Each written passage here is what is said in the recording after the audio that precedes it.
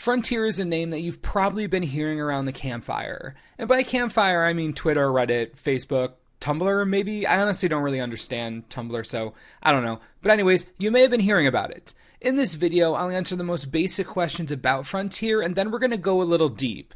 There's something that I think needs to be said to the MTG community as a whole, and I'm surprised more people aren't saying it. So without further ado, let's generate some mana echoes. Simply put, Frontier is a new Magic the Gathering format. All cards from Magic 2015 and forward are legal. So basically all the cards in the newest Magic card frame. Similar to how Modern made their cutoff a new card design layout.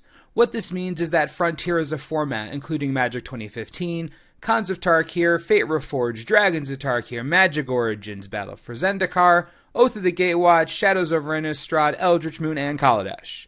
Each new core or expansion set that comes out is added to Frontier and the format doesn't rotate. Deck construction is the same as Standard or Modern, 60 card deck minimum, 15 card sideboard, only 4 copies of each card allowed except basic lands, all that is normal.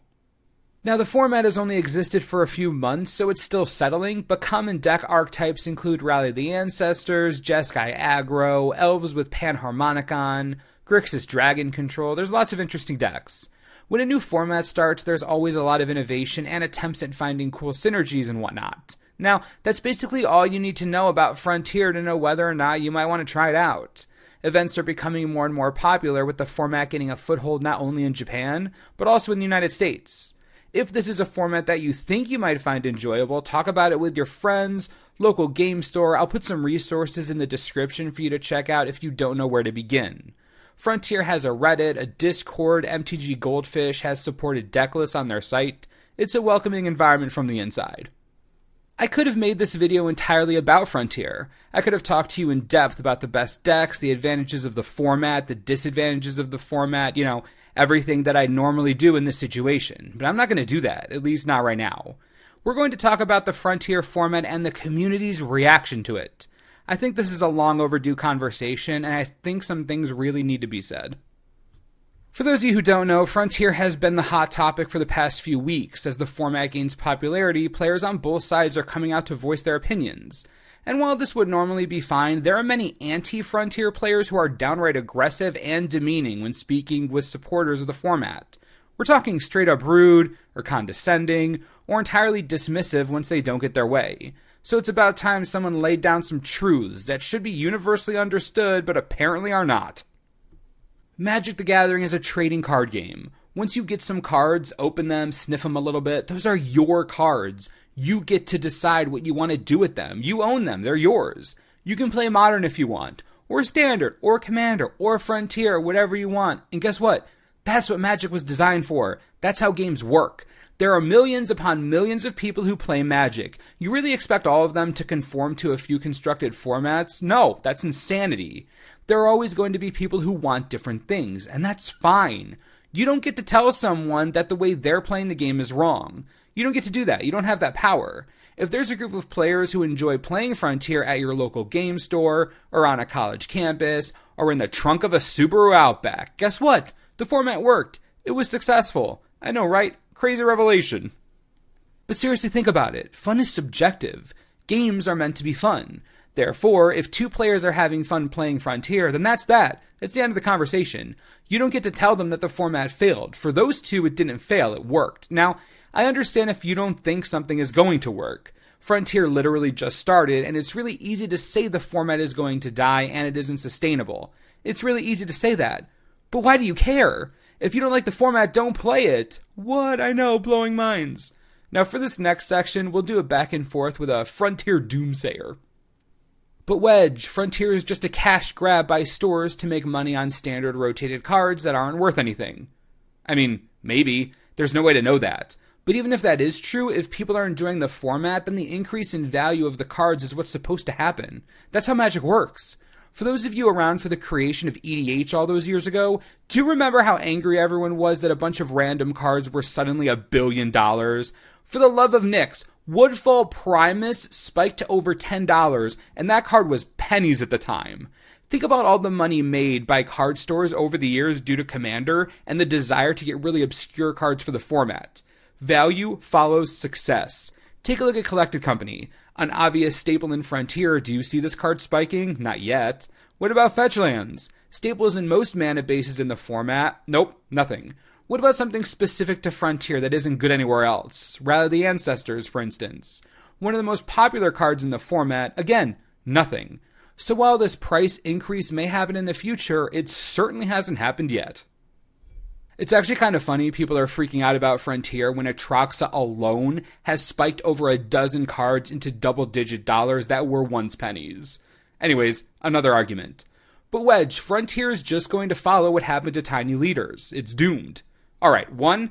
Tiny Leaders and Frontier, not the same thing. You can't use one to provide any type of forecast for the other. And 2, Tiny Leaders didn't have the kind of organized play support that Frontier already has. I find this to be a rather weak argument, as nothing more than the statement Tiny Leaders failed ties these two formats together at all.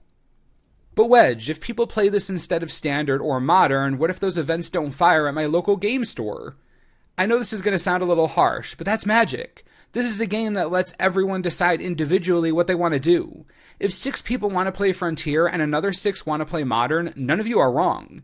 You might not be able to fire an event with 8 people, but it doesn't mean you're wrong. If there aren't enough people to fire a Modern event, isn't that Modern's fault?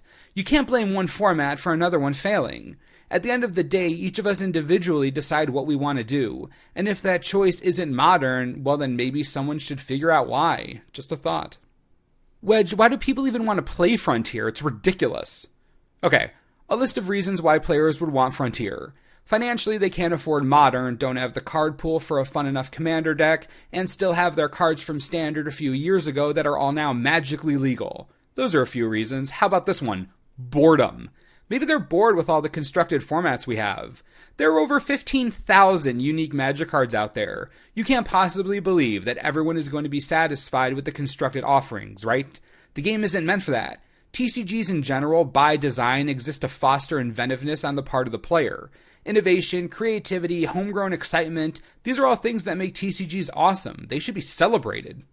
Alright, I've been rambling for a while, so let me make my point very clear. It is not your job to tell someone that a format they enjoy is going to fail. It is not your job to actively try to squash a new format. If you don't like a format, don't play it. It's that simple. You have that right. But why in the world would you try to take that happiness away from someone else? Magic is about finding what makes you happy, not what makes everyone happy. And while you may think that Frontier is going to die, you can't know that for sure. You literally can't. So just let people have fun. Let players explore the space. If you're worried about card prices going up, they haven't yet, so get what you need and move on. Without innovation, without trying new things, we'd never get anywhere in Magic or in life. So if you play Frontier, if you want to try it out, please do so. You might like it, you might not. Either way, it's okay. I'm not here to push Frontier on anyone. I'm here to push free will. I'm here to tell you that it's okay to play Magic however you want to. No one else gets to tell you what is right or wrong, what's going to succeed or fail. And if you're one of those people insisting that Frontier is going to fail, stop. What are you even doing? You're not helping anyone. Go play a different format. Enjoy Magic with your friends, but let everyone else enjoy Magic too.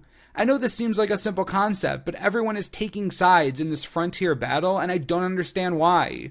Those who support the format, ignore the detractors, experiment, see if it works, because either you're right and we have a new amazing format in front of us, or you're wrong and at least you tried.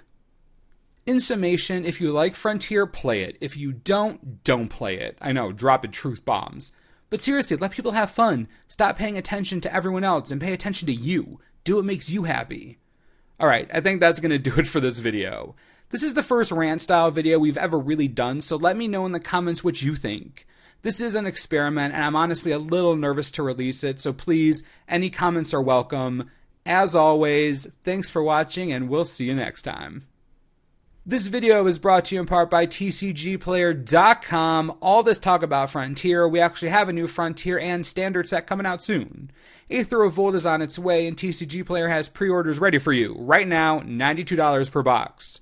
Pretty good deal if you don't have a local game store or your store is overcharging. If you want to get in on this, you can click the link. Helps the channel win-win.